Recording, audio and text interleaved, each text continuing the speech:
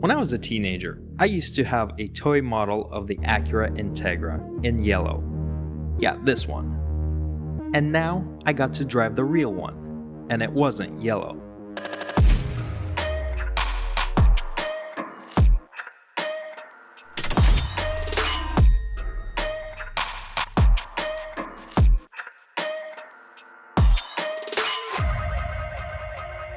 The 2023 Acura Integra.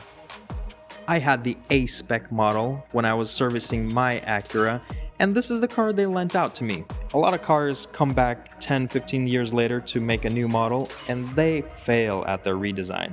But Acura, surprisingly, got a really good team together and made this thing look clean, sharp.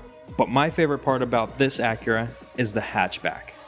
This is a dream for a photographer. Still not the best hatchback I've been in, but to my delight, I really did enjoy this car. In terms of comfort, this backseat does fit a 6-foot person with a 6-foot person behind him. So pleased to say that there's lots of legroom in the back. But moving on to the front, this is what caught my eye. I'm not sure, I've never really had an older Acura Integra, and I'm not sure if these vents were inspiration from that old Integra. If you know, please do comment in the comments below. And where do I begin with the front seat? First of all, I was not a fan of this digital display. The A-spec version did make it feel a little more sporty, but honestly, without all these badges inside, this would have been a very boring interior, kind of like a Honda Civic. There was a massive disappointment with no USB-C in 2023, but you live with what you get, right? So there is a screen in here. It's more of a 3D TV, and it is touchscreen, which I was not fond of. Glad they provided knobs to control it, but they're in an uncomfortable position, so especially when you're driving, it's hard to reach up there. And the screen, that wasn't the best. I'm guessing you need some technology package in here to upgrade it. But for the interior, for the most part, this is a daily driver. And a daily driver, it does what a daily driver does.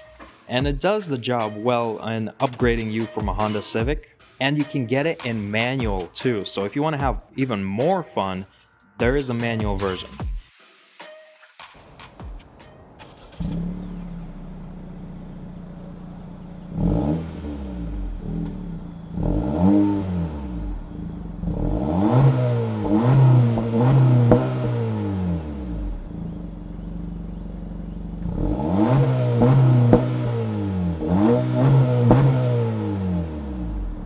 So after renting this car for a little bit, would I recommend buying it? Would I actually personally buy it? I'm at a 75% buy here because I really like the outside, the exterior. The interior though felt a little boring, especially the beautiful redesign of the exterior.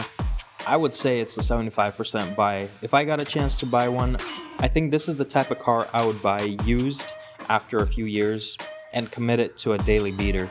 In my opinion, this new model does carry over the spirit from the previous generation. I've never owned the older Integra, and I'd be curious to know if you've owned one and what you think.